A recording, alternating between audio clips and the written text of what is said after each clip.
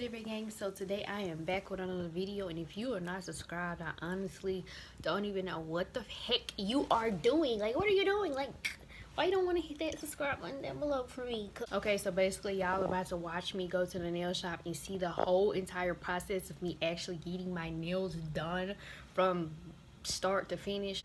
So yes, y'all are finna to see that real quick, so just stay tuned.